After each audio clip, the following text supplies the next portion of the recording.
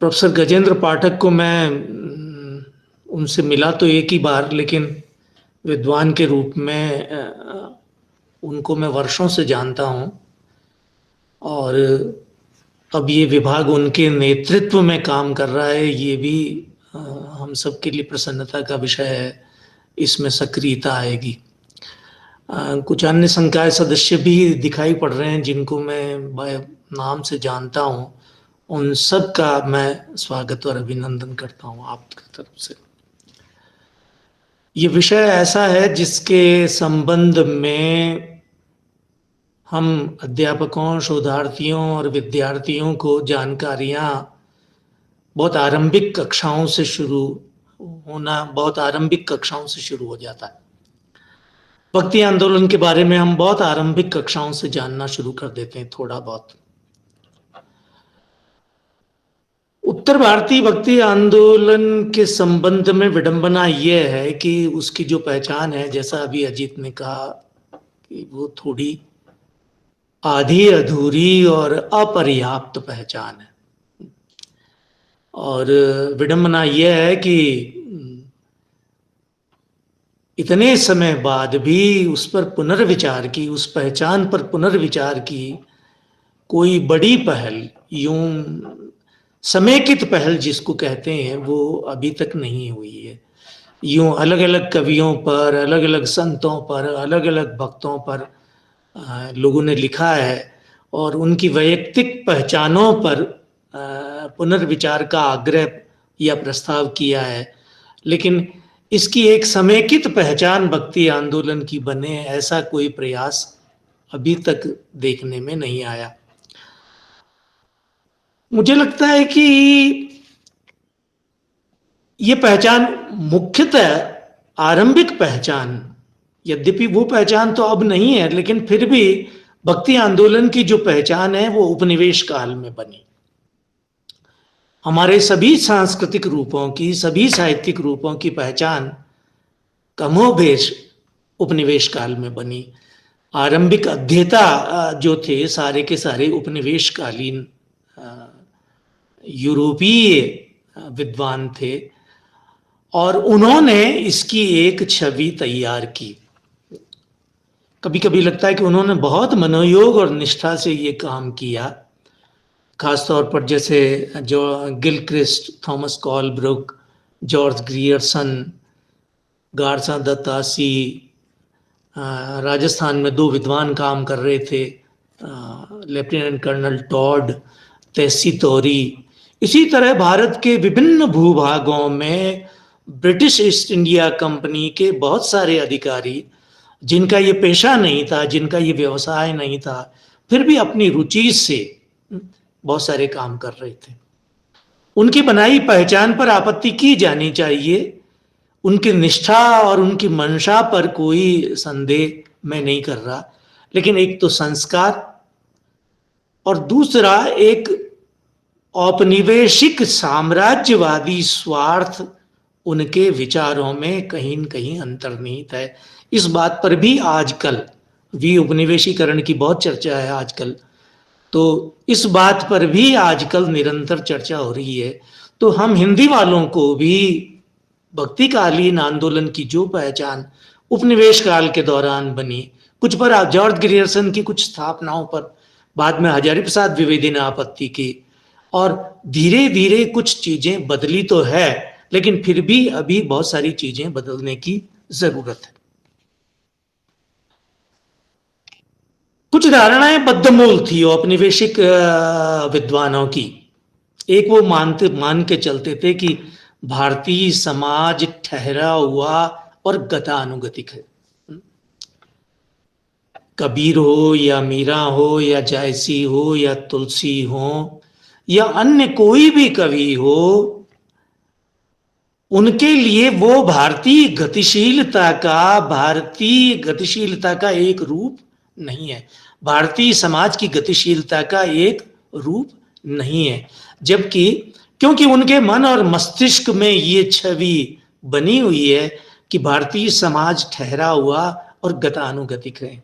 यदि कबीर है तो वो हाशिए का स्वर है, मीरा है तो वो हाशिए का स्वर है, और इसी तरह यदि कोई थोड़ा सा भी मुख्य धारा से अलग जाकर काम कर रहा है, अलग जाकर अपने स्वर को मुखर कर रहा है, तो ये मान के चल रहे हैं कि ये समाज के हाशिए का स्वर है, ये समाज का मुख्य और केंद्रीय स्वर नहीं है। ये धारणा बद्धमूल औपनिवेशिक विद्वानों में थी।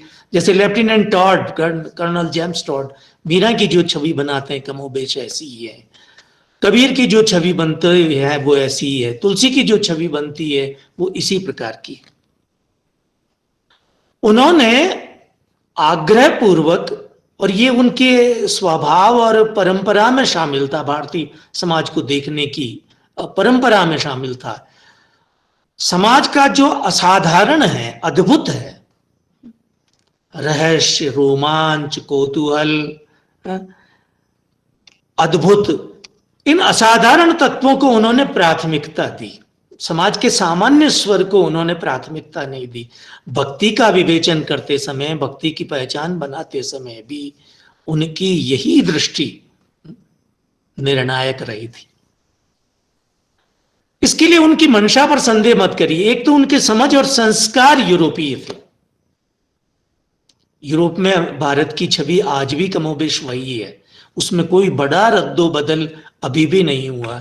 जो लोग इस पर विचार करते हैं, हमारे जो भारत विद्या है, खासतौर पर इंडेक्स स्टडीज जिसे कहते हैं, उसमें अब बहुत सारे लोग, बहुत सारे यूरोपीय विद्वान बिना किसी औपनिवेशिक स्वार्थ के काम कर रहे हैं, लेकिन भारतीय समाज को, भारतीय साहित्य को, भारतीय सांस्कृतिक रूपों को देखने का नजरिया, देखने के संस्कार उनके वही हैं जो अभी कभी उपनिवेश काल में बने थे। खासतौर पर जॉर्ज ग्रियर्सन की बहुत महत्वपूर्ण भूमिका। एक तो उन्होंने भाषा वैज्ञानिक अध्ययन किया था, भाषा, हमारी भाषाओं का अध्ययन किया, भाषाओं का वर्गीकरण किया, और इस क्रम में उन्होंने बहुत सारे साहित्यकारों पर भी ध्यान एकत्र किया, बहुत सारे संत भक्तों पर भी ध्यान एकत्र किया। सबसे अधिक विस्तार से उन्होंने तुलसी पर लिखा।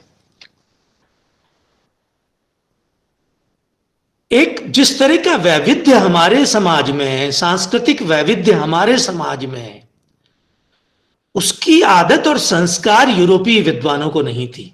उनके यहाँ इस तरह का सांस्कृतिक वैविध्य नहीं है। हमारे यहाँ भक्ति में भी बहुत वैविध्य है।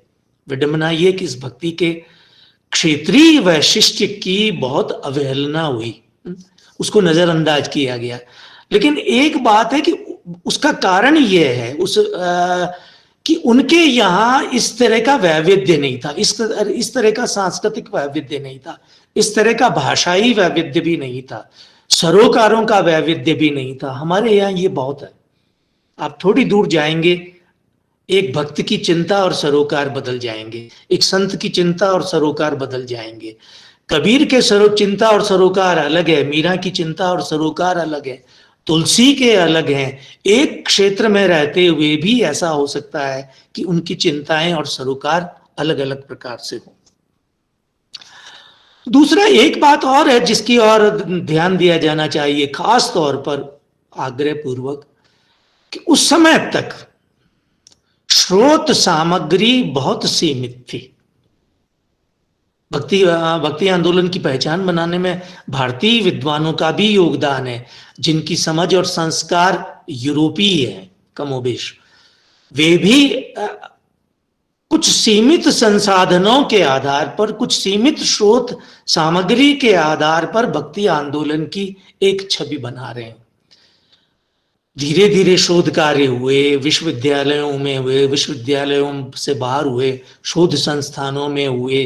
बहुत सारी संस्थाएं जैसे नागरिक प्रचारणी सभा, उदयपुर का साहित्य संस्थान, इन लोगों ने, इन राजस्थान प्राच्य विद्या प्रतिष्ठान और भी बहुत सारी संस्थाएं हैं, उन्होंने देश भर में बिखरी हुई पांडुलिपियों को संकलित किया। उन पांडुलिपियों पर बहुत सारी पर अभी भी काम नहीं हुआ, बहुत सारी पर काम हुआ। इसलिए मुझे वो जो सामग्री एकत्र हुई, वो जो सामग्री बाद में मिली, बाद में उपलब्ध हुई, जो स्रोत सामग्री बाद में मिली, वो भी भक्ति आंदोलन की पारंपरिक पहचान में रद्दो बदल का आग्रह करती।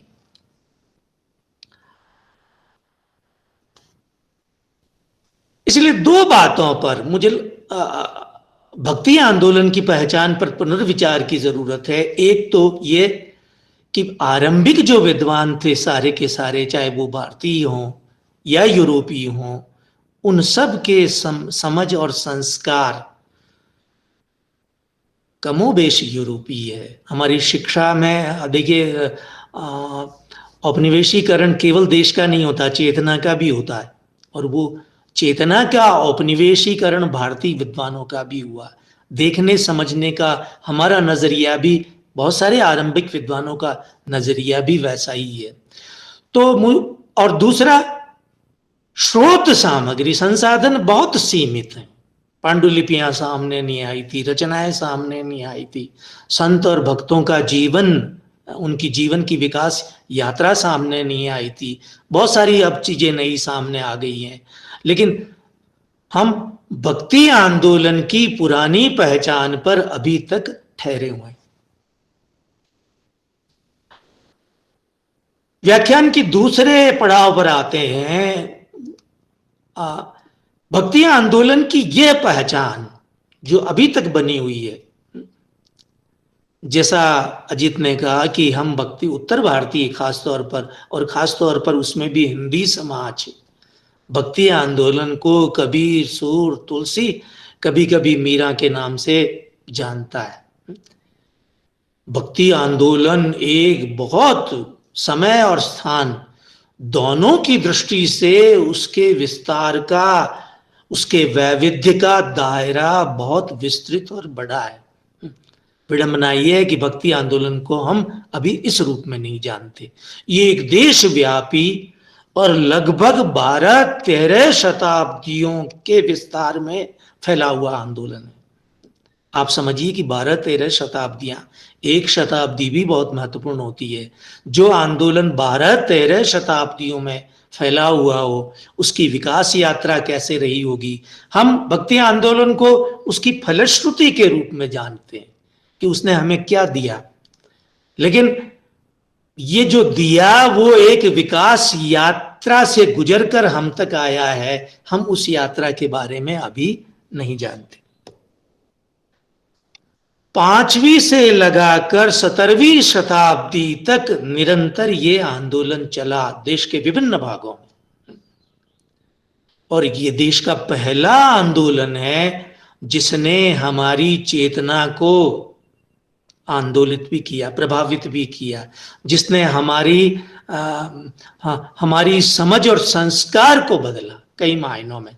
और आप ये मान के चलिए कि भक्ति आंदोलन हमारे संस्कार और स्मृति में कहीं न कहीं अब भी है। आचार्य प्रसाद द्विवेदी ने एक बहुत अच्छी बात कही है कि आप ये मान के चलते हैं कि भक्ति आंदोलन बौद्ध धर्म खत्म हो गया, लेकिन ऐसा नहीं हुआ।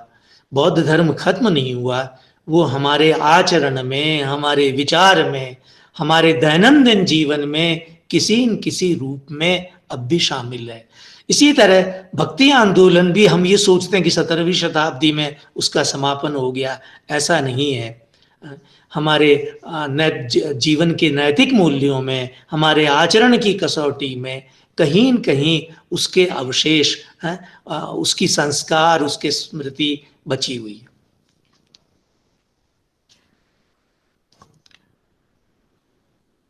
भक्ति आंदोलन, देखिए दक्षिण और उत्तर भारत को हम थोड़ा सा, वैसे तो एक निरंतरता है और पारस्परिक, ये जो सांस्कृतिक एकता कहते हैं वो भी भक्ति आंदोलन के दौरान ही हुई, लेकिन फिर भी इस अर्थ में थोड़ा सा अलग करते हैं कि भक्ति आंदोलन की शुरुआत दक्षिण भारत में हुई।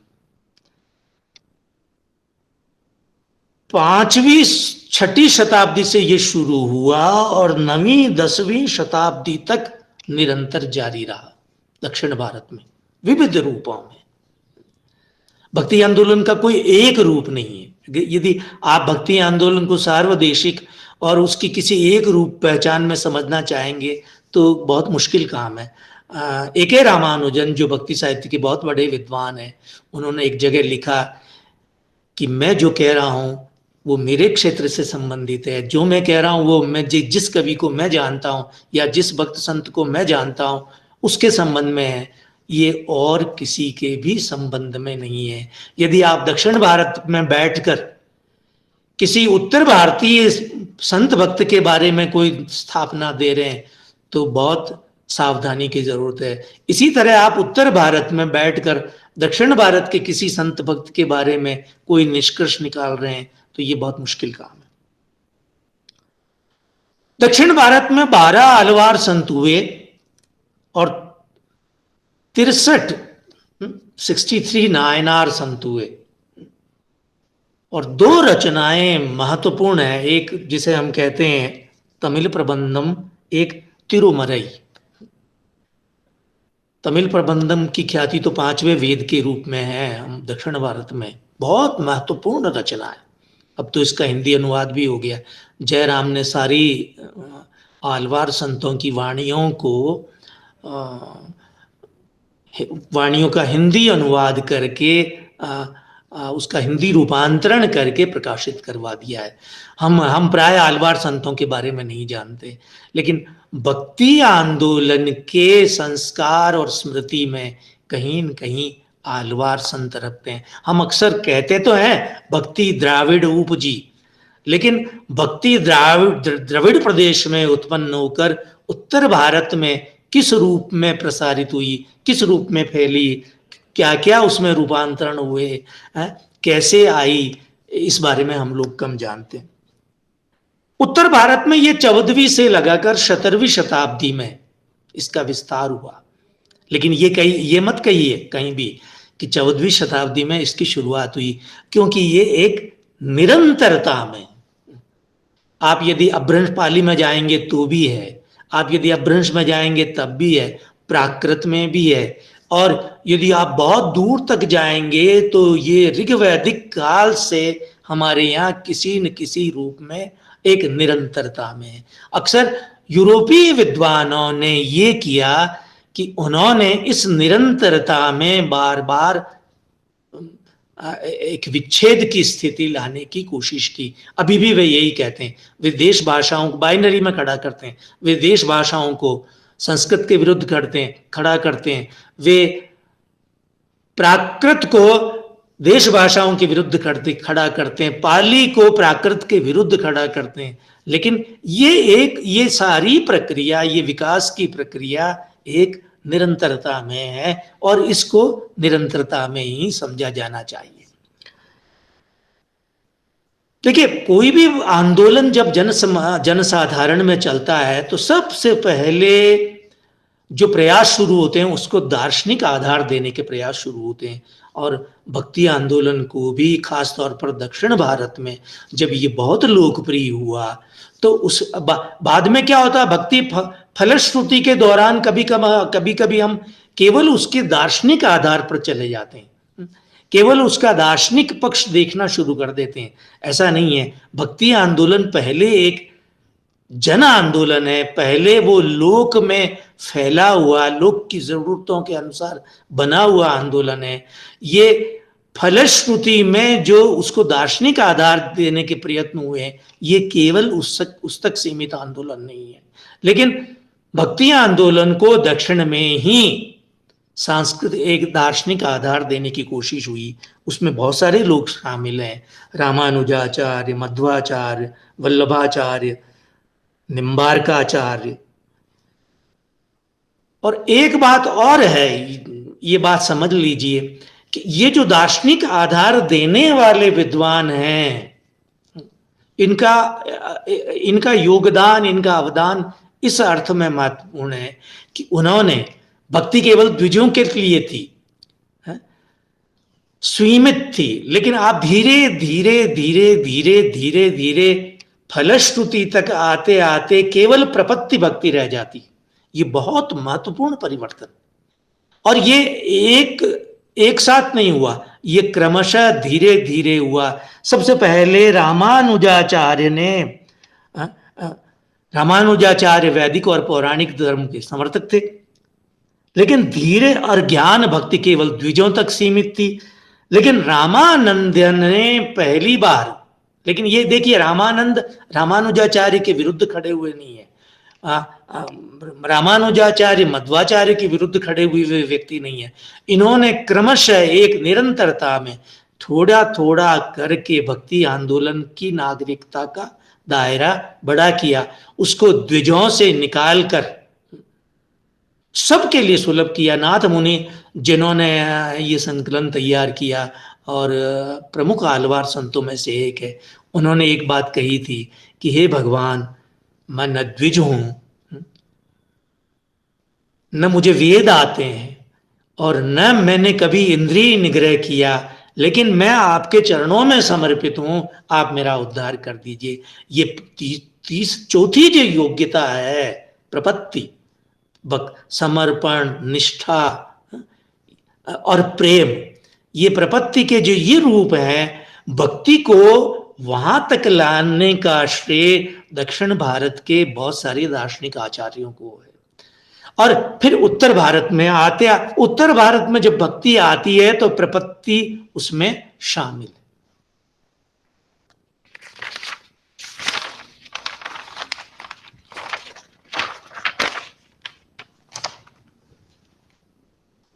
भक्ति आंदोलन में क्षेत्रीय भिन्नताएं बहुत है, दक्षिण भारत में भी है। आराध्य को लेकर, पूजा को लेकर, साधना को लेकर, धारणाओं को लेकर, मान्यताओं को लेकर बहुत वैविध्य है। ये वैविध्य इसलिए है कि हमारे अलग अलग क्षेत्रों की सांस्कृतिक, सामाजिक और ऐतिहासिक जरूरतें अलग अलग हैं। आप आश्चर्य करेंगे, महाराष्ट्र में भक्ति ने अलग रूप धारण किया, वहां की सांस्कृतिक जरूरतें अलग प्रकार की थी। और आप आश्चर्य करेंगे, पंजाब में जाकर भक्ति में शौर्य और पराक्रम के लिए कोई गुंजाइश नहीं थी, हिंसा के लिए कोई गुंजाइश नहीं थी। भक्ति में ये भी जुड़ गया। शस्त्र भक्ति में शामिल नहीं था, लेकिन पंजाब में जाकर वो सिख धर्म के साथ आया। उड़ीसा, छत्तीसगढ़, इन कश्मीर, इन विभिन्न क्षेत्रों की सांस्कृतिक और सामाजिक जरूरतों के तहत भक्ति ने अलग अलग, भक्ति आंदोलन ने अलग अलग रूप धारण किए। बाद में इन पर कई खासतौर पर उत्तर मध्यकाल में ऐसे कई संप्रदाय अस्तित्व में आए, छत्तीसगढ़ में, पंजाब में महिमा, सिख, बहुत सारे संप्रदाय, राजस्थान में राम स्नेही संप्रदाय, विष्णुई संप्रदाय, कई संप्रदाय अस्तित्व में आए। ये भक्ति आंदोलन का ही संस्थानीकरण था एक तरह से। और इस संस्थानीकरण को भी हम कभी कभी नकारात्मक अर्थ में देखते हैं, लेकिन भक्ति आपके लिए वैयक्तिक मोक्ष का साधन थी, वैयक्तिक उद्धार का साधन थी। लेकिन ये आंदोलन संस्थानीकरण का रूप लेकर सामाजिक प्रक्रिया में हस्तक्षेप का साधन भी बना। यदि भक्ति का संस्थानीकरण नहीं होता तो सामाजिक प्रक्रिया में हस्तक्षेप करना संभव नहीं होता। इन संगठित संप्रदायों ने पूरी की पूरी जातियां बनाई। आप कभी कभी गुरु घासीदास संप्रदाय है, और बहुत रेडिकल किस्म की, बहुत मतलब क्रांतिकारी किस्म की स्थापनाएं भी इन आंदोलनों ने दी। आप आश्चर्य करेंगे, मैं आपको घासीदास के संप्रदाय का इसके जो पंथों और संप्रदायों में इसका जो संस्थानीकरण है भक्ति आंदोलन का, कभी कभी हम उसको नकारात्मक अर्थ में लेते हैं। लेकिन यदि आपको सामाजिक प्रक्रिया में हस्तक्षेप करना है, यदि आपको सामाजिक रूपांतरण करना है, जातिगत भेदभाव के विरुद्ध एक मूवमेंट करना है, यदि आपको लोगों की आदतें बदलनी है, लोगों में नए प्रकार के संस्कार डालने हैं, तो मुझे लगता है कि संस्थानीकरण ही एकमात्र माध्यम था। और उत्तर मध्यकाल में खास तौर पर जो संस्थान अस्तित्व में आए, उन्होंने ये काम किया। सभी के संप्रदाय बने, कबीर के भी बने, दादू के भी बने, जम्बोजी के भी बने, जसनाथ, दरिया, दा महिमा, तुकाराम, कई लोगों, कई संस्थानों के, कई संत भक्तों के संप्रदाय बने, उनके अनुयायियों के संगठन बने, और उन्होंने सामाजिक प्रक्रिया में बहुत निर्णायक ढंग से हस्तक्षेप भी किया, और उनके कारण बहुत बड़ा परिवर्तन भी आया। जैसे खासतौर पर दलित और पिछड़ी जातियों में इन संगठित संप्रदायों ने बहुत काम किया। और ये केवल धार्मिक नहीं था। आप यदि गुरु घासीदास की शिक्षाओं पर विचार करेंगे, बाद में इस तरह का अध्ययन हमारे यहाँ कम हुआ है, एक ही अध्ययन हुआ है, वो बद्री नारायण ने किया है। वो भक्ति के जो ये संगठित संप्रदाय है, इन्होंने रैदास वाले संप्रदायों ने, कबीर वाले संप्रदायों ने किस तरह हमारे समाज में रेडिकल परिवर्तन किए। आप यदि उनके गुरु घासीदास की शिक्षाएं बताता हूं मैं आपको, आप इसको धार्मिक आंदोलन कैसे कहेंगे? मैं, शिक्षित बनो, संगठित रहो, संघर्ष करो, जाति विहीन समाज का निर्माण करो। तो भक्ति के सांस्थानीकरण की भी एक रचनात्मक भूमिका है हमारे यहाँ। इसलिए मुझे लगता है कि हमें इस पक्ष पर भी विचार करना चाहिए। 10-12 शताब्दियों में फैले हुए आंदोलन से एक रूपता की अपेक्षा नहीं करनी चाहिए, ये मैंने आरंभ में भी आपसे कहा। उसका कारण ये है कि हमारे यहाँ छोटी छोटी सांस्कृतिक इकाइयां थी, आवागमन के साधन नहीं थे, संचार के साधन नहीं थे, और ये सांस्कृतिक इकाइयां कमोबेश स्वायत्त ढंग से विकसित हुई, इसलिए उनकी सामाजिक और सांस्कृतिक जरूरतें भी अलग अलग प्रकार की थी। एक प्रकार की सार्वदेशिक जरूरतें नहीं थी, हर क्षेत्र की अलग अलग जरूरत थी। कबीर एक क्षेत्र में पैदा हुए, वहां अलग प्रकार की जरूरत थी। मीरा एक अलग क्षेत्र में, अलग परिवेश में पैदा हुई, वहां अलग प्रकार की जरूरत थी।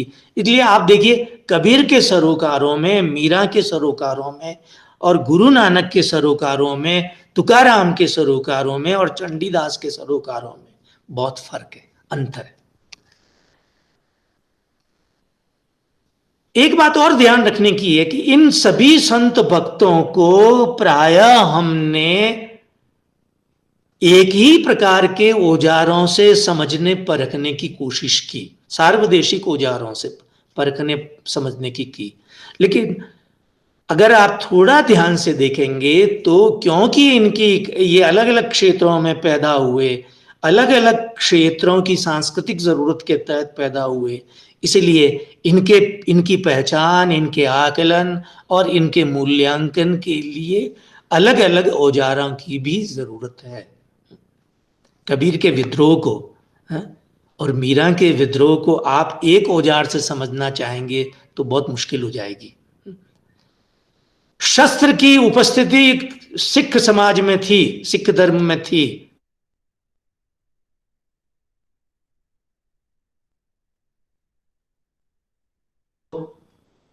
बहुत मुश्किल हो जाएगी। ये सभी इनकी सबकी एक वैयक्तिक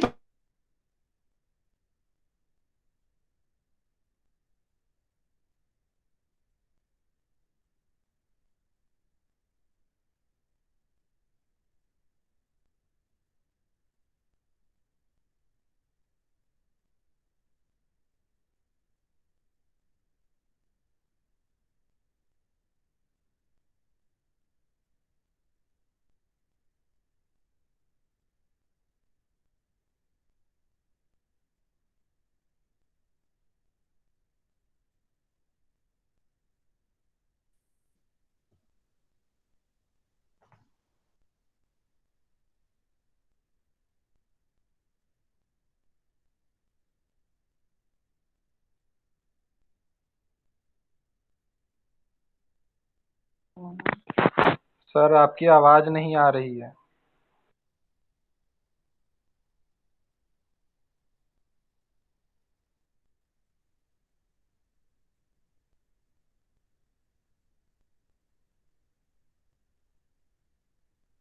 आवाज आ रही है। जी सर। जी सर। अब एक दूसरे अर्थ पर भक्ति आंदोलन केवल धार्मिक आंदोलन नहीं है।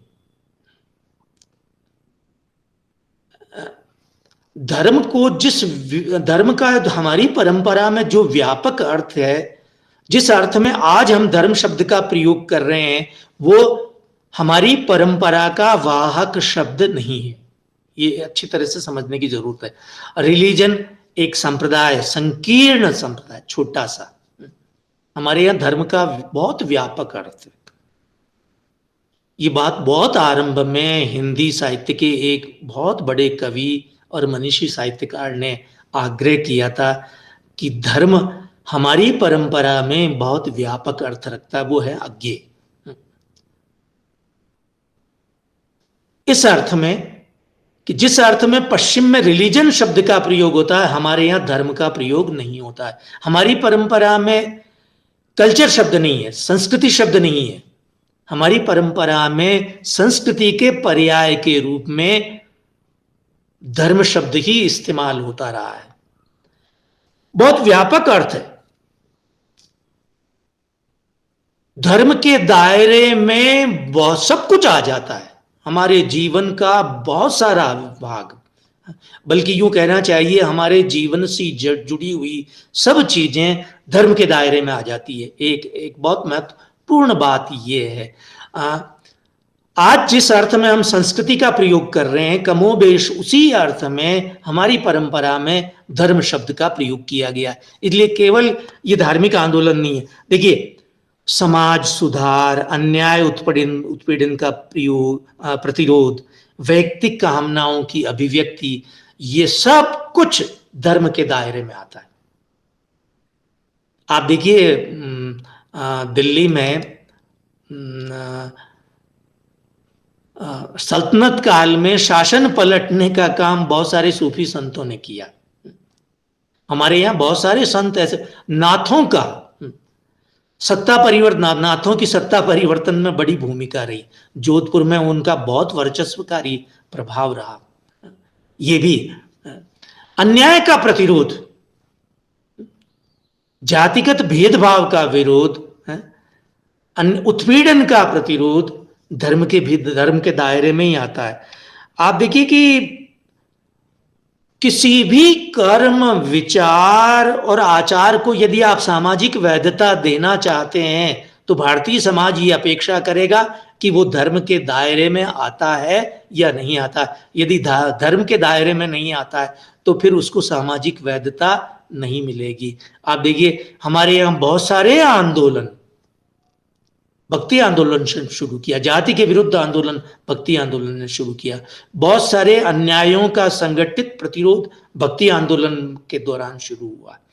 इसलिए अच्छा, हर ये धर्म हमारे संस्कार, जातीय संस्कार में इस तरह शामिल है कि अंततः कोई भी बात हो हम उसको धर्म के दायरे में ले आएंगे। खास तौर पर मध्यकाल में तो ये बहुत जरूरी था। बहुत सारे रेडिकल आंदोलन, परिवर्तनकारी आंदोलन, जिनको वास्तव में आंदोलन कहते हैं, वे धर्म के दायरे में ही शामिल थे।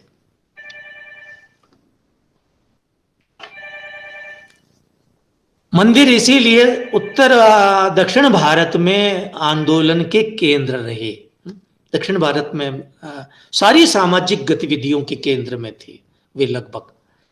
इसलिए भक्ति आंदोलन को केवल धार्मिक आंदोलन तक सीमित नहीं किया जाना चाहिए। ये धर्म क्योंकि हमारी परंपरा में बहुत व्यापक अर्थ रखता है। कल्चर शब्द का वैसा भी हॉर्टिकल्चर और एग्रीकल्चर और उनसे संबंधित है। हमारी परंपरा में धर्म ही संस्कृति का पर्याय है। धर्म एक बहुत व्यापक शब्द है और केवल इसको धार्मिक आंदोलन नहीं कहना चाहिए। भक्ति आंदोलन को समझने में सबसे बड़ी बाधा है पारंपरिक वर्गीकरण और विभाजन। बहुत सारे पारंपरिक और वर्गीकरण और विभाजन, प्रवृत्तिगत विभाजन हमारे पास पहले से मौजूद है, दिए गए हैं हमको। राम कृष्ण, सगुण निर्गुण, प्रेम मार्गी, ज्ञान मार्गी, सूफी धारा, प्रेमाख्यान, बहुत सारे वर्गीकरण हमारे पास पहले से मौजूद है। एक अकादमी की मुश्किल भी होती है कि वो सारे इस डिस्कोर्स को, सारे आंदोलन को वर्गीकरण में समझे। ये हमारी मजबूरी है, हम देखते ही हैं, ऐसा करते ही हैं। लेकिन कभी कभी वर्गीकरण एक आंदोलन की आत्मा को समझने में बहुत बड़ा अवरोध, बहुत बड़ी बाधा बन जाते हैं। ये अंतर बाधाएं चली आ रही है। जैसे सबसे बड़ी यदि भक्ति आंदोलन को समझना है तो सबसे पहले आपको उसको इन विभाजनों के दायरे से बाहर लाकर समझना पड़ेगा। बहुत मुश्किल हो जाएगा। जैसे कबीर सगुण भी हैं और निर्गुण भी हैं। भाव का जो आवेग है उनके भीतर वो तो सगुण है। मीरा, आप एक पद में, परशुराम चतुर्वेदी के सामने बड़ी मुश्किल हो गई जब उन्होंने मीरा पढ़ना शुरू किया तो, लेकिन क्योंकि विभाजन और वर्गीकरण की आदत और संस्कार उनके मन में थे, इसलिए कभी उन्होंने उसको सगुण कहा, कभी निर्गुण कहा। आप मीरा को अच्छी तरह से पढ़िए तो वो एक पद में अपने को आप उसको सगुण सिद्ध कर सकते हैं, दूसरे पद में वो आपको गलत सिद्ध कर देगी। चालो अगम के देश। अब आप इस पूरे पद को अच्छी तरह से पढ़ जाइए तो आपको लगेगा कि वो सगुण भी है और निर्गुण भी है। इस सगुण और निर्गुण के विभाजन ने हमारे संत भक्तों को समझने में बड़ी अंतर बाधाएं खड़ी की है। सबसे पहले यदि आपको भक्ति आंदोलन समझना है, इससे बाहर आ जाइए। इस तरह का कोई विभाजन उपलब्ध नहीं है। अब कोई विभाजन हमारे यहाँ नहीं है, लोक में भी इस तरह का कोई विभाजन नहीं है। भक्ति आंदोलन की शुरुआत भी इस विभाजन से नहीं हुई। ये अलग बात है। आप कभी कभी यूं सोचेंगे कि कबीर सूर का प्रतिपक्ष है, लेकिन दरअसल ऐसा है नहीं। देखिए, राम और कृष्ण, मीरा की कविता पढ़ जाइए, कबीर की कविता पढ़ जाइए, लोक में इस विभाजन का भी कोई औचित्य नहीं है। देवता सभी पूज्य हैं, सभी आराध्य हैं, सभी जगह आप जा सकते हैं। सबसे अधिक जो जोर दिया गया है वो प्रपत्ति पर दिया गया। प्रेम, समर्पण, निष्ठा, ये तीनों चीजें होनी चाहिए। यही एक विशेषता है भक्ति आंदोलन की, जिसमें सबसे अधिक जोर प्रपत्ति पर है। लोक में भी महत्व प्रपत्ति का ही है, बाकी सारे विभाजनों का कोई औचित्य नहीं है। मैं आपको एक बहुत रोचक उदाहरण देता हूं।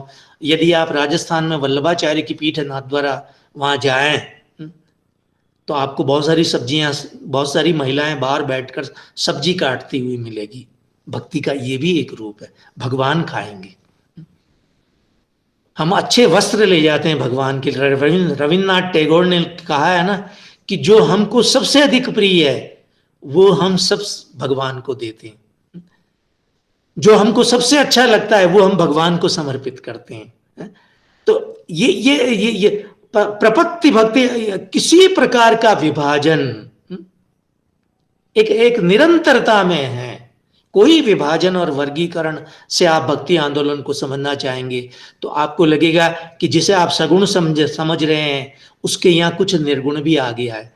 जिसे आप राम भक्त कह रहे हैं उसके यहाँ सगुण, तुलसीदास ने कृष्ण पर लिखा ही है, उनके यहाँ है ही है। किसी प्रकार के सांप्रदायिक विभाजन का भी कोई औचित्य नहीं। बहुत हुआ। एक बात और जिसकी ओर ध्यान आकृष्ट करना जरूरी है, वो औपनिवेशिक संस्कार और आदत के कारण आई है भक्ति आंदोलन में। वो है पाठों की प्रामाणिकता का सवाल। हमारे संत भक्तों के पाठ औपनिवेशिक संस्कार और शिक्षा के अनुसार, यदि जिसे हम कहते हैं मूल, प्रामाणिक, हस्तलिखित और प्राचीन, तो किसी भी संत भक्त का पाठ इस रूप में उपलब्ध नहीं है। यूरोपीय इतिहासकार और यूरोपीय विद्वान इस आधार पर हमारे संत भक्तों की कविता पर संदेह करते हैं। रविन्द्रनाथ टैगोर ने एक अच्छी बात कही थी, सब खेतों में एक जैसी फसलें नहीं होती।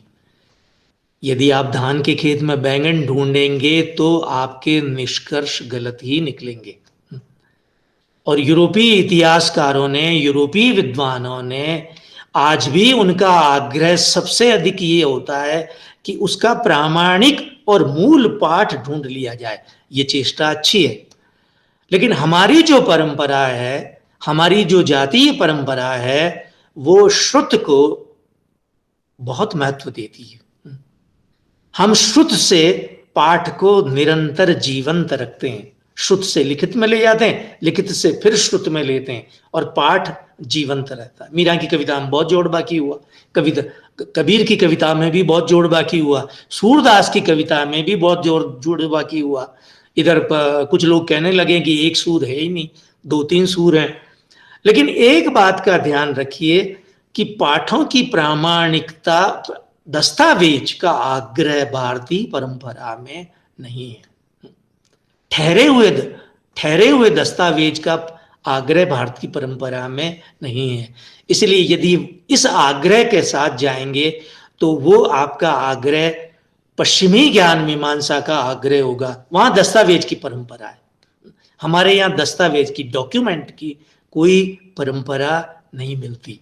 डॉक्यूमेंट है तो भी हम उसको श्रुत में ले जाते हैं, श्रुत है तो भी हम उसको लिखित में ले जाते हैं। आप देखिए मीरा के कई पाठ हैं, आप देखिए कबीर के एकाधिक पाठ हैं, कई रूपों में उपलब्ध है। और इसी हमारे यहाँ रामायण आप देखिए कि निरंतर एक परंपरा में, महाभारत एक निरंतर परंपरा में, कबीर की कविता एक निरंतर परंपरा में है। कभी कभी ये भी होता है कि हम अपने सुख दुख भी उसमें जोड़ देते हैं, लेकिन इसका मतलब ये नहीं है कि वो प्रामाणिक रचनाएं नहीं है किसी रचना की। यदि आप श्रुत और शुद्ध परंपरा में भी ढूंढेंगे, खोजेंगे, तो आपको मूल का अवशेष कम से कम मिल ही जाएगा। किसी रचना को पाठ के वैविध्य और भाषा के वैविध्य के आधार पर भी खारिज नहीं किया जाना चाहिए, जो बहुत हुआ। अब आप देखिए कि कभी कभी भाव के वैविध्य का यूरोपीय संस्कार, औपनिवेशिक संस्कार हमको अपने रचनाकारों को समझने में हम किस तरह अंतर्बाधा बनता है। अमीरा की कविता है या कबीर की कविता है, तो आप देखिए कि वो ये कह रहे हैं कि साहब ये देखिए कि कांता भाव की भक्ति, कृष्ण भक्ति, मीरा राम कैसे भक्त कैसे हो सकती है। हमारे यहाँ लोक का वैविध्य इसलिए है, भाव का वैविध्य इसलिए है कि हमारा लोक व्याप्ति बहुत है हमारे संत भक्तों की। आपको लगा कि वो राम स्नेही संप्रदाय में गई मीरा की कविता तो राम आ गए, किसी कृष्ण भक्ति संप्रदाय में गई तो कृष्ण आ गए। भाषा का वैविध्य भी हम जॉर्ज ग्रियर्सन ने यदि भाषा का विभाजन और वर्गीकरण सर्वे नहीं किया होता तो हमारे यहाँ भाषाई अस्मिता का आग्रह नहीं था। मीरा की कविता गुजराती में भी है, मीरा की कविता ब्रज में भी है, मीरा की कविता राजस्थानी में भी है। अब पश्चिमी विद्वान कह रहे हैं कि ये एक कवि की कविता 3 भाषाओं में या 10-12 भाषाओं में कैसे हो सकती है। अब कोई भारतीय विद्वान ही जिसकी सरोकार और जड़ें भारतीय खाद्य पानी में हो, वही इसको बेहतर ढंग से समझ सकेगा कि हमारे यहाँ भाषाई वैविध्य नहीं है। एक ही भाषा बहुत दूर तक क्षेत्रीय वैविध्य के साथ ट्रेवल या यात्रा करती है। गुजराती ही धीरे धीरे राजस्थानी हो जाती है। मध्यकाल में गुजराती और राजस्थानी 2 सांस्कृतिक इकाइयाँ नहीं है। मध्यकाल में राजस्थान और ब्रज 2 सांस्कृतिक इकाइयाँ नहीं है। भाषाओं में भी एक है। मीरा या कबीर जो भाषा इस्तेमाल कर रहे हैं कमोबेश वो सारे उत्तर भारत की समझे जाने वाली भाषा है। लेकिन जॉर्ज ग्रियर्सन ने वर्गीकरण कर दिया, विभाजन कर दिया, भाषाओं के नामकरण कर दिए। अब अस्मिताई आग्रह से ये भाषाएं धीरे धीरे अपनी पृथक पहचान बना रही है। इसी आधार पर हमको लगता है कि ये मीरा की कविता गुजराती में क्यों है, ब्रज में क्यों है, यूरोपीय इतिहासकारों को या विद्वानों को बहुत आश्चर्य होता है।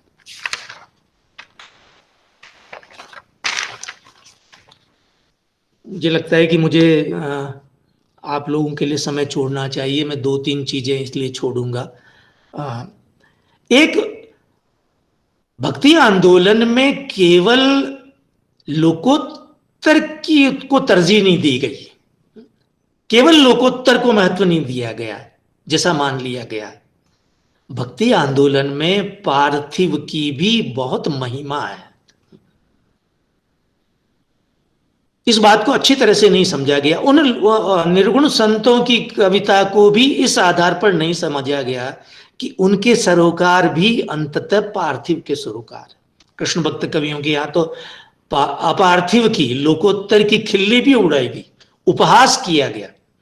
उदो कोकिल कूजत कानन, हमारे क्या लेन देना तुम्हारे इस निर्गुण से, हमें तो वो चाहिए।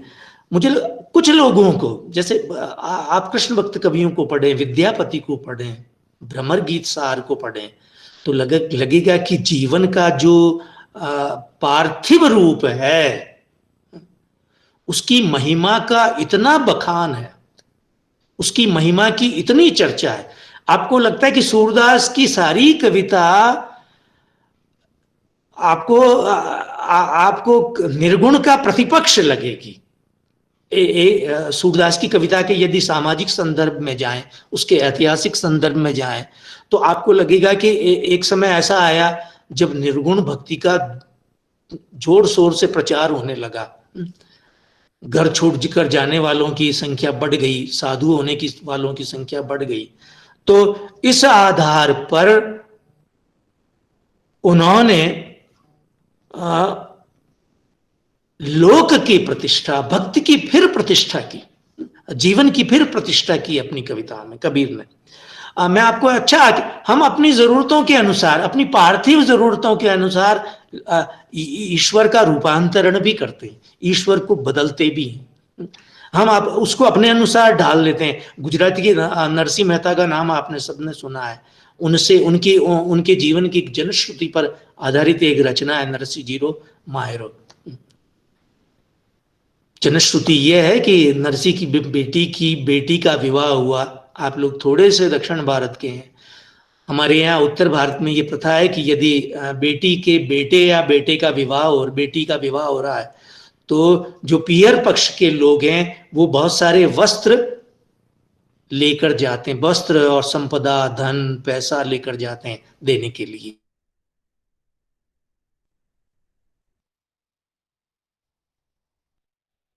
करता ससुराल में प्रतीक्षा करती बेटी कि मेरा भाई या मेरे पिता मेरे लिए ये सब लेकर आएंगे। और ये आप देखिए कि नरसिंह ने कहा कि मैं तो भक्त हूं, मेरे पास तो कुछ नहीं है, भगवान ले जाएंगे मायरा। अब देखिए हमने भगवान को धीरे धीरे, भगवान कृष्ण मायरा लेकर जाते हैं, अपनी पत्नी रुक्मिणी और राधा को भी लेकर जाते हैं। और खास बात यह है कि वे वहां जाकर वे सारे रीति रिवाज निभाते हैं जो मायरे में होते हैं। हमारे यहाँ उत्तर भारत में प्रथा है कि गालियां गाती है भगवान के लिए औरतें। भगवान श्री कृष्ण बैठकर वहां गालियां,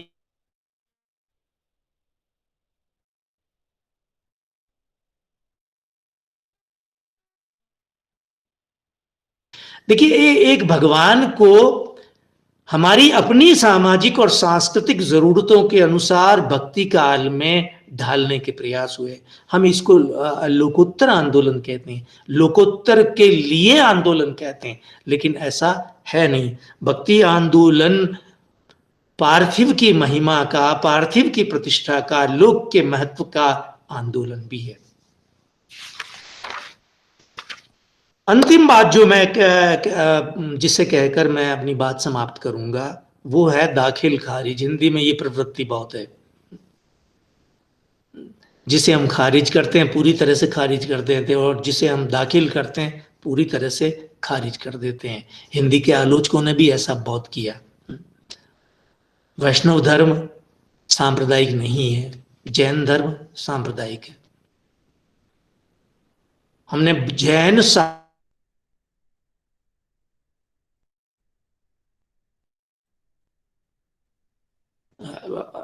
सारे भक्ति आंदोलन में के दायरे में जैन साहित्य को हम लेते ही नहीं।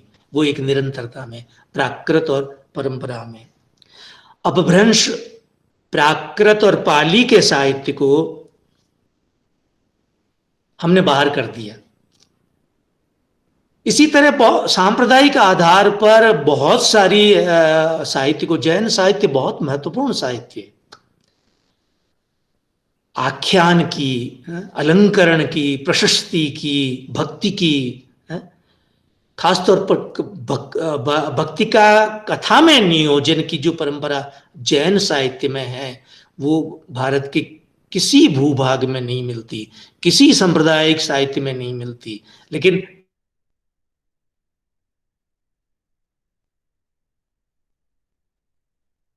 गैर सांप्रदायिक है, उसको शामिल कर लिया, उसको आपने छोड़ दिया। यदि आप भक्ति के आंदोलन की कोई सार्वदेशिक और सार्वकालिक पहचान बना रहे हैं, तो फिर इस दाखिल खारिज के आग्रह से भी आपको बाहर आना चाहिए। भक्ति आंदोलन की जड़ें दक्षिण भारत में हैं। हम उत्तर भारत के भक्ति आंदोलन के समझने वाले लोग दक्षिण भारत को बहुत महत्व करते हैं, श्रीमद् भागवत को बहुत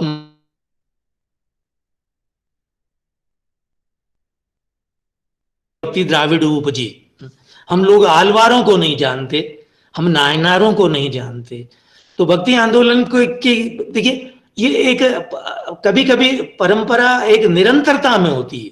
पद जो भक्ति आंदोलन का सबसे लोकप्रिय काव्य रूप है, जैसे भजन कहते हैं हम कभी कभी, वो कहां से आया?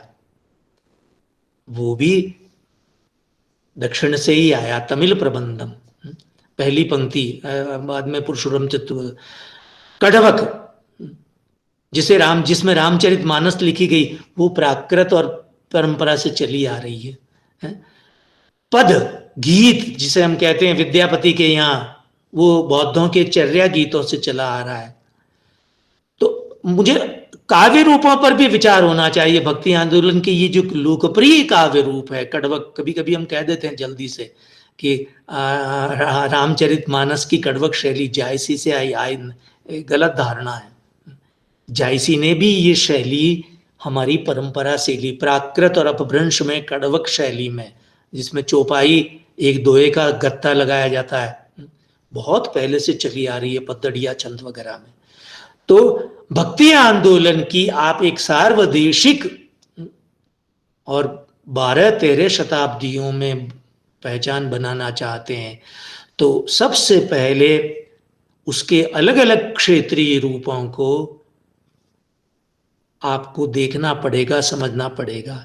इसी तरह क्योंकि उसकी जड़ें दक्षिण भारत में हैं, आपको उसको देखना पड़ेगा, क्योंकि उसके काव्य रूप हमारी परंपरा से आते हैं, प्राकृत अपभ्रंश की परंपरा से आते हैं, बौद्धों और सिद्धों से आते हैं, उनको भी देखना पड़ेगा।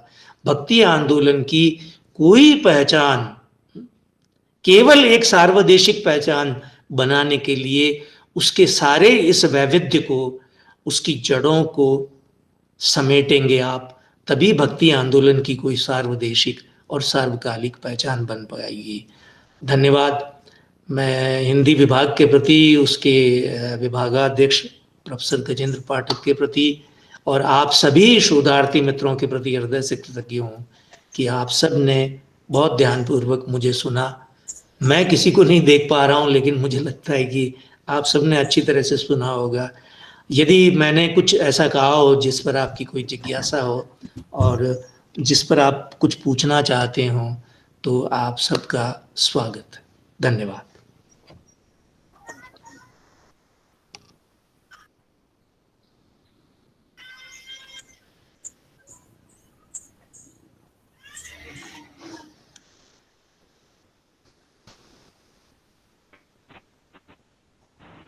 सर हाँ बोलिए तेजस। नमस्ते सर, मैं राजस्थान से आपकी आवाज फिलहाल साफ नहीं आ रही है, हैं? मैं बाड़मेर राजस्थान से फिलहाल तमिलनाडु केंद्रीय विश्वविद्यालय वहाँ से जी शोध कार्य में हूँ।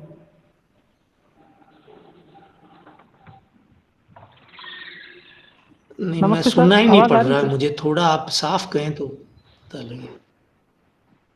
हाँ अब सर आप आई। भी अपना माइक सर आप भी अपना माइक बंद कर लीजिए, फिर सुनाई देगा। नमस्ते सर।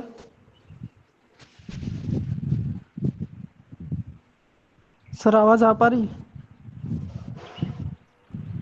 तेजस आप बोलते रहे हैं। जी सर। मेरा प्रश्न यह है कि जिस प्रकार से आज विश्वविद्यालयों में शोध कार्यों में भक्ति काल के प्रति एक उदासीनता नजर आती है, या कहा जाता है अक्सर कि नवीन मूल्यों और प्रगतिशील मूल्यों पर शोध कार्य अधिक होना चाहिए। भक्ति काल का जैसे ही विषय लेकर जाते हैं, एक उदासीनता नजर आती है। क्या भक्ति काल के ऊपर संपूर्ण शोध कार्य हो चुका है, या फिर ये जो उदासीनता है इसका क्या कारण है? सर आप अपना माइक वापस खोलिए।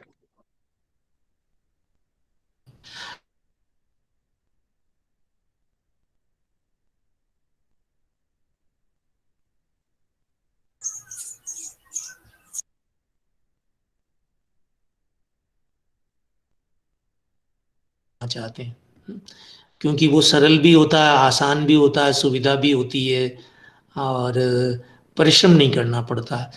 विडंबना ये है कि जिस तरह के हिंदी में बहुत बड़े मनीषी रहे हैं, कभी कभी आप परशुराम चतुर्वेदी, पीताम्बर दत्त बड़थवाल, बहुत बड़े बड़े मनीषी जिनको आप प्रणाम करने की इच्छा होती है।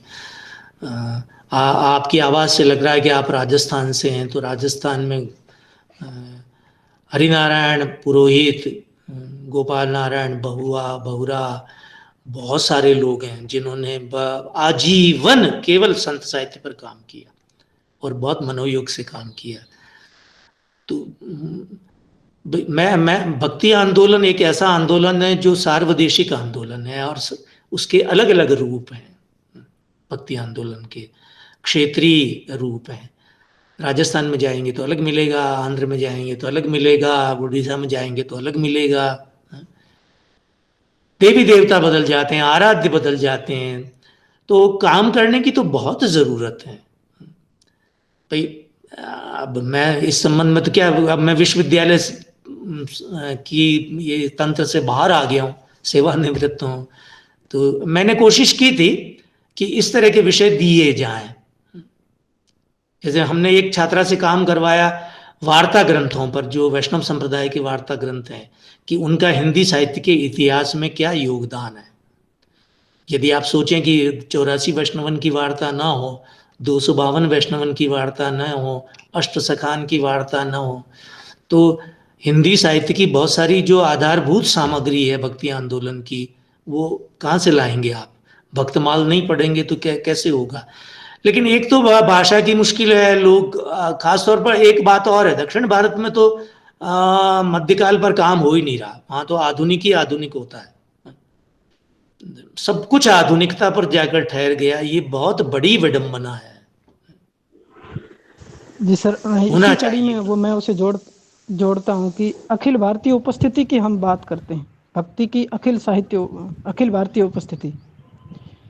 उस अखिल भारतीय उपस्थिति में शोध के विषय निकल करके बाहर आते हैं, जिसमें अनेक क्षत्रिय कवियों के ऊपर काम होना बाकी है, तभी उस अखिल भारतीय स्वरूप का रूप उभर करके आता है। तो जैसे ही उन कवियों के बारे में शोध के लिए प्रस्ताव जाता है तो वो उसे बासी कह देते हैं। मैंने इसीलिए कहा दाखिल खारिज से बचिए। ये हिंदी में बहुत चल पड़ा, विचारधारात्मक आग्रहों के कारण भी ऐसा हुआ कि भाई ये राज्याश्रयी है, ये सामंती है, ये वो है। इस तरह की दुराग एक शोधार्थी को ऑब्जेक्टिव होना चाहिए। इस तरह के दुराग्रहों से बचिए तो कुछ अच्छी चीजें निकलेगी। ऐसा नहीं होता कि केवल एक जाति में हो। देखिए आप तो राजस्थान से हैं, तो मैं पाठक सर बैठे हैं, मैं बताता हूँ कि राजस्थान में एक सेमी नॉमेड ट्राइब है, रबारी, और वहां जैन संत भी रबारी हैं, बहुत सारे संत भी रबारी हैं। अब आप पूछेंगे ऐसा क्यों हुआ? इसके समाज आर्थिक कारण है। रबारी ही वो व्यक्ति है जो सबसे अधिक अकेला रहता है पशुओं के साथ, तो भीतर देखने की जो एक प्रवृत्ति होती है वो उसकी उनके यहाँ सबसे अधिक है, इसलिए वे साधु हो जाते हैं जल्दी ही। तो मैंने एक काम देखा राजस्थान में, रबारी संत। तो आप कभी, ये तो मैंने एक उदाहरण दिया क्योंकि मैं राजस्थान से हूँ। दूसरे मैंने कहा ना, एक है रामानुजन ने कहा कि आप जहाँ रहते हैं वहीं के बारे में बहुत आधिकारिक तौर पर कह सकते हैं। भक्ति एक ऐसा विषय है जो हर क्षेत्र में, देखिए दलित का आग्रह सबसे अधिक महाराष्ट्र में है, तो आप देखिए कि वहां के भक्ति आंदोलन में दलित विरोधी चेतना सबसे अधिक है। आप पाएंगे ये बात। ये भारत के दूसरे भागों में होने वाले आंदोलनों में है तो सही सब जगह, लेकिन अपेक्षाकृत कम है। महाराष्ट्र में सबसे अधिक है, वहां इसकी जरूरत भी थी। मैंने एक बात जो मैंने कहा, देश भाषाओं की प्रतिष्ठा भक्ति आंदोलन के माध्यम से ही हुई, उनका महत्व भी भक्ति आंदोलन के माध्यम से ही समझिए। मराठी की रचना ज्ञानेश्वरी पढ़िए तो अर्जुन भगवान श्री कृष्ण से कह रहे हैं कि मुझे तो आपकी संस्कृत नहीं आती, आप मराठी में कहेंगे तो मेरे समझ में आएगा। तो ये देश भाषाओं, भक्ति देश भाषाओं में आई, इससे भक्ति की नागरिकता का दायरा बहुत बड़ा हो गया। हर छोटा आदमी अपनी उसमें रखता है। एक सवाल अभी पूछा था, देखिए आप वापस चैट पर है वो मैं देखता हूं। हाँ, सगुण भक्ति, उसमें भी राम भक्त कवियों को कैसे देखा जाए इस मूवमेंट में। देखिए ये मैंने कहा ना, आप ये जो वर्गीकरण और विभाजन है वो कि मैं, देखिए रामचंद्र शुक्ल को प्रणाम करना चाहिए, इतने बड़े मनीषी हैं, लेकिन संसाधनों, मैंने कहा कि संसाधनों का अभाव, वे भी आरंभिक इतिहासकार हैं हिंदी के। जो विभाजन है, आप देखिए कृष्ण भक्ति आंदोलन में आपको 100 कवि मिल जाएंगे, 100 संत भक्त। मैं हमेशा संत भक्त साथ में काम लेता हूँ। मीरा पर किताब लिखी तब भी संत भक्त काम में लिया, एक साथ काम में लिया। उसका कारण ये कि ये विभाजन कर चुके थे हमारे मनीषी कि कुछ लोग संत होते हैं, कुछ लोग भक्त होते हैं। मेरे लिए मीरा को समझने के दौरान ये मुश्किल आई कि मैं उसको संत कहूँ या भक्त कहूँ, इसलिए मैंने दोनों शब्द काम में लिए उसके लिए। तो अब ये कि तुलसी तो अपने तरह के अकेले कवि हैं, उनकी प्रवृत्ति में एक ही व्यक्ति है तुलसी, दूसरा कुछ छोटे मोटे लोग होंगे, लेकिन तुलसी की वर्चस्वकारी उपस्थिति इतनी है कि दूसरे सब गौण हो जाते हैं। उधर आप जाएंगे कृष्ण भक्त कवियों के यहाँ तो पंक्ति है लंबी, संप्रदाय भी बहुत सारे हैं, तुलसी अकेले ही बहुत है, बहुत महत्वपूर्ण है। लेकिन फिर भी ये विभाजन मुझे लगता है कि कोई युक्ति संगत विभाजन नहीं है। युक्ति संगत प्रवृत्तिगत वैसे एकेडमिक विभाजन करेगा ही करेगा, उसकी मजबूरी है, लेकिन ये विभाजन युक्ति संगत विभाजन नहीं है। सर दो सवाल मेरा भी है सर। सर मैं तेज प्रताप कुमार तेजस्वी हूँ, दिल्ली विश्वविद्यालय दिल्ली से स्नातक उत्तर का छात्र हूँ सर। सर मेरा एक सवाल है कि जैसा कि आपने कहा कि भक्ति आंदोलन को वर्गीकरण एवं सांप्रदायिकता तथा दाखिल खारिज से हटकर अध्ययन करने की जरूरत है, तो सर मेरा सवाल है कि अगर इन सभी को ध्यान में रखकर अध्ययन करें तो कैसे करें और उससे संबंधित पुस्तकें कौन कौन सी पढ़ी जाए? एक तो सर सवाल ये है मेरा, और दूसरा सवाल सर है कि भक्ति आंदोलन के प्रमुख प्रतिष्ठित आलोचकों की दृष्टि से हटकर हाशिए के आलोचकों द्वारा भक्ति आंदोलन का पाठ कैसे करें? भाई एक तो आप खुद ही कह रहे हैं कि कौन सी पुस्तकें पढ़ें, तो मैंने तो प्रस्ताव ये किया कि आप अपनी तरफ से वर्गीकरण और विभाजन को चुनौती दें और फिर अपनी बात करें। जैसे मैंने ये कहा ना कि संत भक्त, ये विभाजन मुझे बहुत कृत्रिम और अपर्याप्त विभाजन लगा अपनी काम करते हुए। मीरा पर काम करते हुए। और तो मैंने दोनों शब्द काम में लिए उनके लिए। सूर पर करेंगे तब भी ये मुश्किल आएगी आपको, उनका आरंभिक जीवन ऐसा ही है पूरा का पूरा। वल्लभ संप्रदाय में दीक्षित वे हुए, और जब वल्लभाचार्य ने उनको पहली बार कहा कि भाई ये काय को गिगिया, तो गिगिया क्या, क्यों रो रो कर अपनी बात कह रहे हो, दीनहीन होकर, तब उन्होंने सखा भाव से अपनी बात कहना शुरू किया। तो वर्गीकरण और विभाजन तो उनकी कविता में भी बाधा बनेंगे आपके लिए।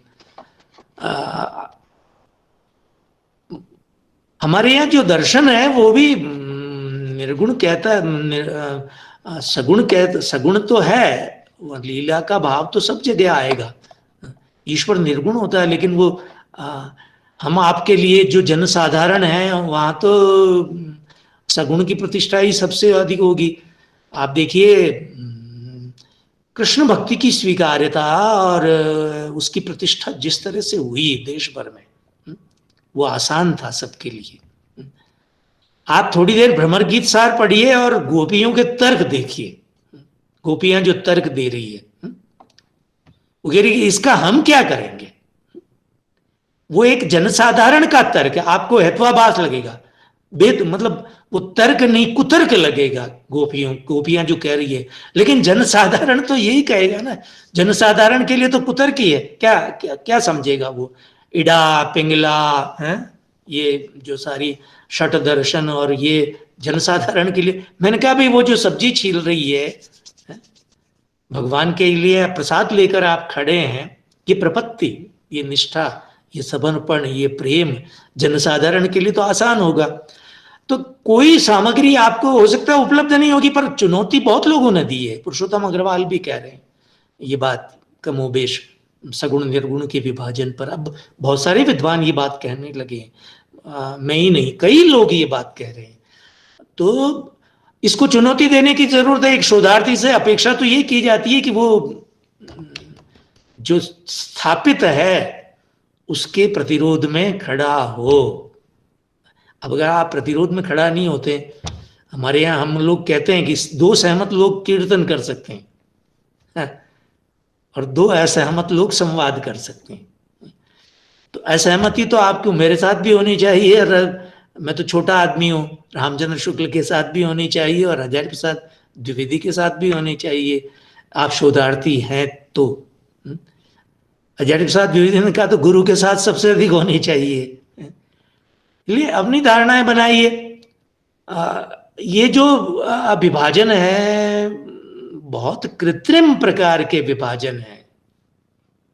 मीरा को समझने में, सूर को समझने में, कबीर को समझने में, दुल्हन गावऊ मंगलाचार है, मेरे घर आए राम भरतार। तो अब मेरे लिए, फिर आपके लिए भी, किसी के लिए भी ये विभाजन बहुत अपर्याप्त हो जाता है। एक बात है, ये विभाजन आप केवल शास्त्र में पाएंगे, लोक में ऐसा कोई विभाजन नहीं है।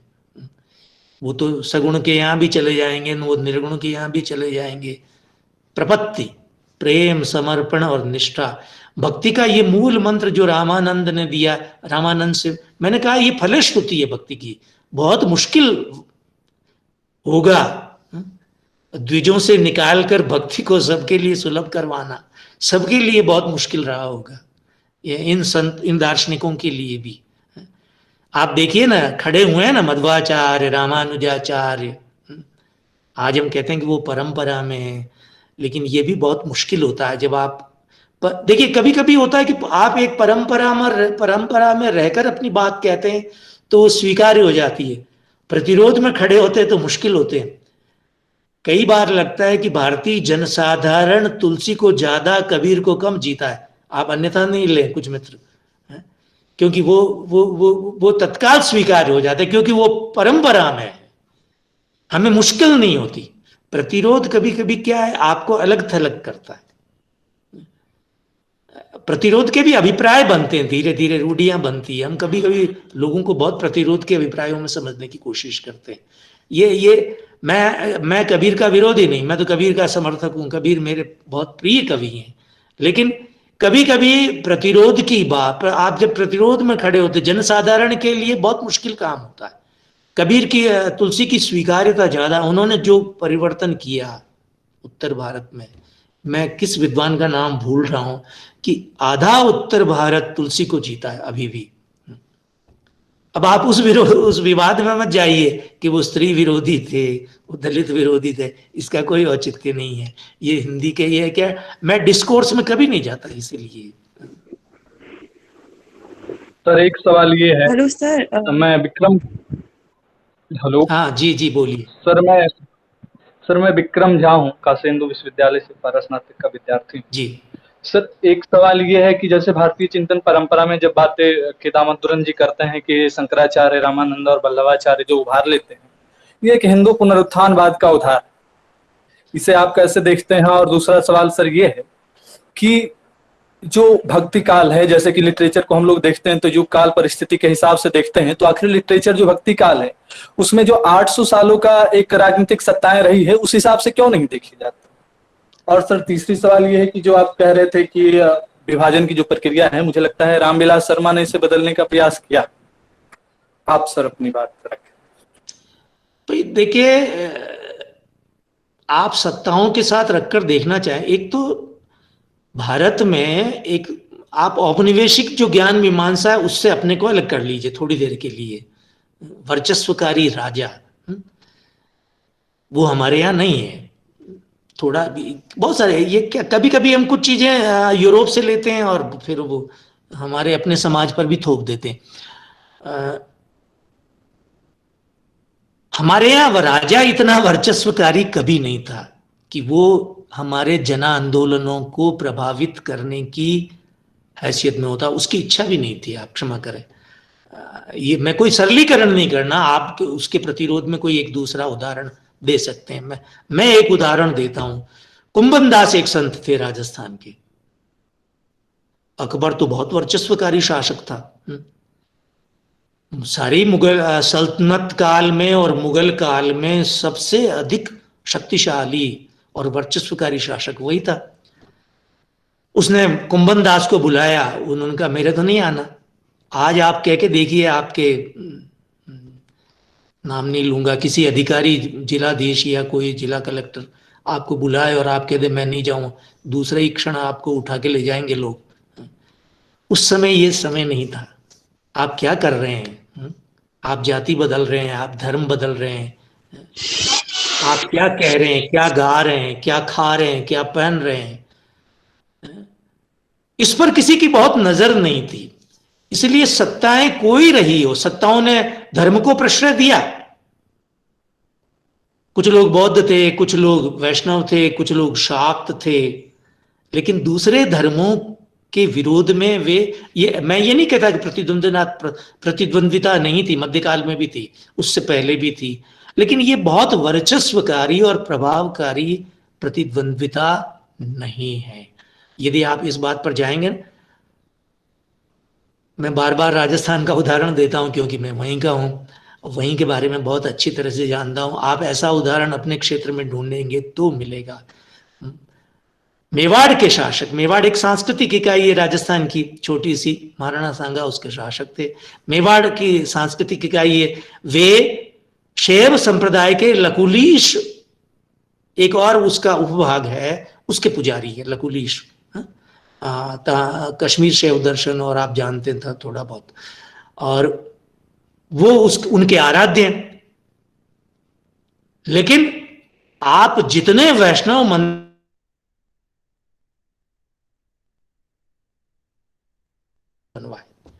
कुछ लोग ये कहते हैं कि मीरा मेड़ता के शासक वैष्णव थे और मेवाड़ के शासक शैव थे, तो मीरा वहां गई तो उसको मुश्किल हुई। गलत धारणा है। अब देखिए कुछ चीजें बन जाती है और लोग पालते रहते हैं। आज भी आप जाइए मेवाड़ का जो शासक है वो दीवान एकलिंग जी है, शिव है, और जो वहां का शासक है वो उसका दीवान है। वो जो पट्टा बनता है उस पर लिखा जाता है कि एकलिंग जी ने आदेश दिया, आदेशातु, दीवान उसको एग्जीक्यूट कर रहा है। लेकिन वहां पर वैष्णव मंदिर ही है, शिव मंदिर के भीतर ही मीरा का मंदिर भी है, विष्णु का मंदिर भी है, कुंभलगढ़ में विष्णु के बहुत सारे मंदिर हैं। ऐसा ही सारे आप देखिए, दक्षिण भारत में जो आंदोलन है साथ साथ चल रहे हैं ना, शैव और आलवार दोनों लगभग कमोबेश। प्रतिद्वंद्विता की और संघर्ष की छोटे मोटे उदाहरण, अपवाद उदाहरण तो सब जगह मिलेंगे, लेकिन भारतीय समाज में ऐसा कोई बड़ा, इसलिए पहली बात तो ये कि मैं सत्ताओं को बहुत मध्यकाल में और उससे पहले धर्म के मामले में, वैयक्तिक मामलों में बहुत वर्चस्वकारी उपस्थिति उनकी नहीं मानता। दूसरी बात आपने क्या पूछी थी, मुझे याद स्मरण नहीं रहा, क्षमा कीजिए। हेलो सर, मेरा नाम पूजा है। सर दूसरी बात ये थी, एक मिनट इनकी बात खत्म होने दीजिए। सर दूसरी बात ये थी कि भारतीय चिंतन परंपरा में जो के दामोदरन कह रहे हैं कि शंकराचार्य, रामानुजाचार्य और वल्लभाचार्य का जो उभार है वो हिंदू पुनरुत्थानवाद का विकास है। एक प्रकार से संकीर्णता में, या कह लें कि उनका एक पक्ष है, उसे रखने का प्रयास कर रहे थे। तो आप उसे कैसे देखते हैं? के दामोदरन बहुत बड़े विद्वान है, इसमें कोई संदेह नहीं। ऐसा मनीषी दुर्लभ है। लेकिन अब क्या है कि अभी जब हम उपनिवेशीकरण की चर्चा करने लगे हैं, खासतौर पर भारतीय मन और मस्तिष्क को औपनिवेशिक ज्ञान मीमांसा से बाहर लाने की कोशिश कर रहे हैं। एक तो क्या पुनरुत्थान शब्द के साथ ये जुड़ गया कि वो नकारात्मक अर्थ देता है। थोड़ी देर के लिए आप, एक दौर में पुनरुत्थान की जरूरत थी, बहुत जरूरत थी। कोई जातीय आंदोलन बिना पुनरुत्थान के कभी नहीं चलता। राष्ट्रीय आंदोलन में पुनरुत्थान की सबसे अधिक जरूरत थी। आप महात्मा गांधी को ध्यान से पढ़िए तो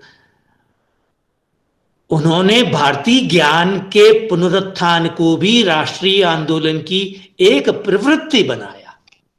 हिंदू स्वराज पढ़िए तो एक महत्वपूर्ण बात कही है जिसकी और कम लोग ध्यान देते हैं कि बहुत सारे लोगों के लिए आजादी का अर्थ था कि राजनीतिक आजादी। हिंदू स्वराज में उन्होंने एक बात कही कि आपको बाघ तो नहीं चाहिए, बाघ का स्वभाव चाहिए। आप बाघ चला जाए ये तो ठीक है, लेकिन बाघ का स्वभाव यही रहना चाहिए। इस बाघ के स्वभाव से मुक्त होना बहुत जरूरी है। हम अभी भी बाघ के स्वभाव में। भारतीय ज्ञान के पुनरुत्थान की एक प्रवृत्ति के रूप में उन्होंने बहुत सारे लोगों को एकत्र किया। गुजरात विद्यापीठ में आप देखिए, सुखलाल सिंघवी दार्शनिक थे, बहुत बड़े जैन, मुनिजिन विजय, उधर उन्होंने एकत्र किया। रविन्द्रनाथ टैगोर ने, हरप्रसाद शास्त्री, क्षिति मोहन सेन, बहुत बड़े लोग थे, हजारी प्रसाद द्विवेदी, मुनिजिन विजय, वो भी वहां गए थे। नेमिनाथ उपाध्याय बहुत विद्वान हैं, दार्शनिक हैं, बहुत बारे, जिनके देशज सरोकारों, आप इसको पुनरुत्थान कहेंगे। ये एक परंपरा चल पड़ी पुनरुत्थान की आलोचना। क्या हमारे यहाँ रिवाज हुआ आजादी के बाद विचारधारात्मक आग्रह के दबाव में, लेकिन इसकी जरूरत है। आप दामोदरन को पढ़ेंगे तो वो यही तो सिद्ध कर रहे हैं कि हमारी अपनी परंपरा भी बहुत प्रगतिशील, बहुत ऊर्ध्वगामी, हमारा समाज भी बहुत गतिशील और ऊर्ध्वगामी है। कभी आप एक बड़े विद्वान है, तर्क तीर्थ लक्ष्मण शास्त्री, अद्भुत कोटि के विद्वान है, दक्षिण भारत बॉम्बे के। मुझे लगता है भारतीय परंपरा को जिस तरह से वो देखते और समझते हैं, भारतीय परंपरा आप जिसे परंपरा के नाम पर कभी कभी क्या होता है, हम इधर हिंदी का विद्यार्थी भी कुछ संस्कारों के कारण बिदकने लगा है। ये बहुत खराब और गलत प्रवृत्ति है। परंपरा और संस्कृति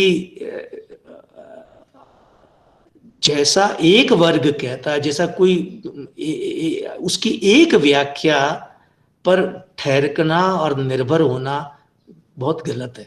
उससे बाहर आइए, परंपरा को थोड़ा सहानुभूतिपूर्ण ढंग से देखना सीखिए। अब मुझे नहीं कहना चाहिए पर कभी कभी कहना पड़ता है, उपनिवेशवादी चिंतक और वामपंथी चिंतक कभी कभी एक ही ढंग से सोचते और समझते हैं परंपरा के बारे में। वो भी यही बात कहते थे कमोबेश, उपनिवेशवादी चिंतक भी। उन्होंने हमारे लिए परंपरा के लिए एक हिकारत और नफरत का भाव तो पैदा कर दिया, एक अंतर्बाधा हमारे मन में पैदा कर दी। हम थोड़ी सी किसी पुनरुत्थान पर आ जाते खट से। पुनरुत्थान की एक ऐतिहासिक जरूरत थी। आप देखिए रविन्द्रनाथ टैगोर ने भी वो किया, संकीर्णता के वो भी विरोधी थे, संकीर्णता के गांधी जी भी विरोधी थे, संकीर्णता के सभी लोग विरोधी है। लेकिन पुनरुत्थान की जिस ज्ञान मीमांसा को आपने दरकिनार कर दिया, जिस ज्ञान मीमांसा को आपने हाशिए पर डाल दिया, उसका महत्व बहुत है। अंततः सारी ज्ञान मीमांसाएं, हमारी ज्ञान मीमांसाएं, भारतीय ज्ञान मीमांसाएं अंततः तर्क और युक्ति का आधार लेती है। हमारे काव्य शास्त्र का आधार धार्मिक नहीं है, हमारे भाषा शास्त्र का आधार धार्मिक नहीं है। हमारे कश्मीर में होने वाले अभिनव गुप्त, आनंदवर्धन और जो वे उनके सोचने का आधार तर्क और युक्ति है, उनके सोचने का आधार धार्मिक नहीं है। वो कठमुल्ला नहीं, वो दकियानूस नहीं है। अगर मैं हमेशा ये कहता हूं कि आप एक ऑब्जेक्टिव नजरिए से चीजों को देखिए तो बहुत सारी नई चीजें सामने आएगी।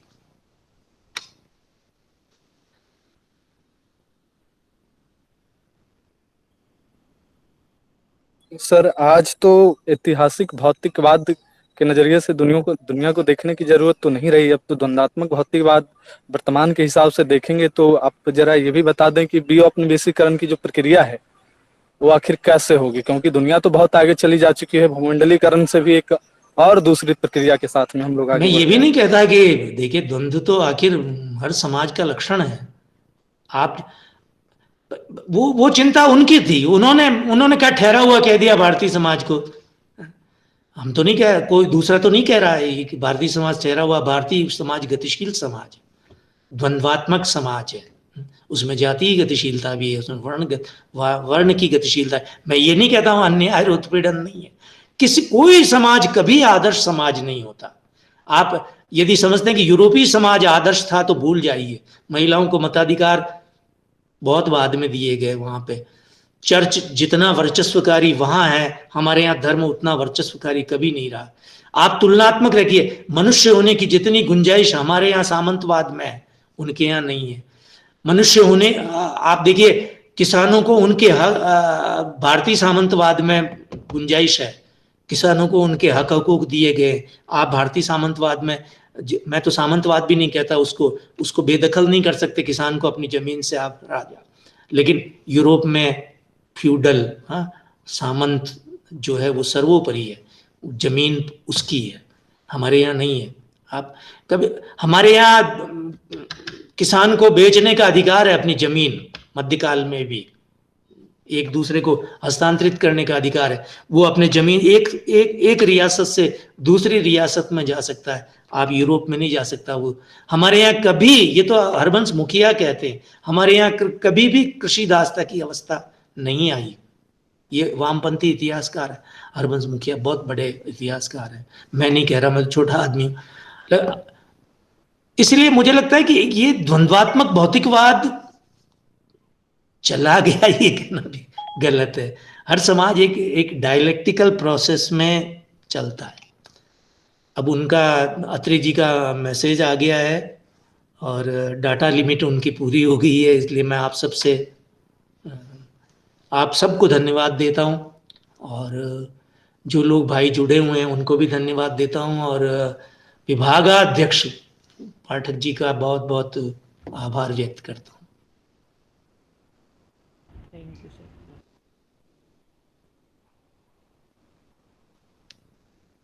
सर मैं डिस्कनेक्ट करूं? आप अनुमति दें तो मैं अपने को काटूं। बहुत बहुत धन्यवाद sir ji, thank you very much. 1.5 घंटे में 1500 साल की यात्रा कराई हमारी, और एक तरह से एक पुनर्नवीकरण था हमारा ये। बहुत बहुत आभार, आपने समय दिया। जो लोग जुड़े इस कार्यक्रम में हमारे विश्वविद्यालय परिवार से और बाहर से भी, सुधा अरोड़ा जी, मुकेश पचौरी जी, पल्लव जी, नामदेव जी, रेणु व्यास जी, सबका बहुत बहुत आभार। Thank you sir, thank you.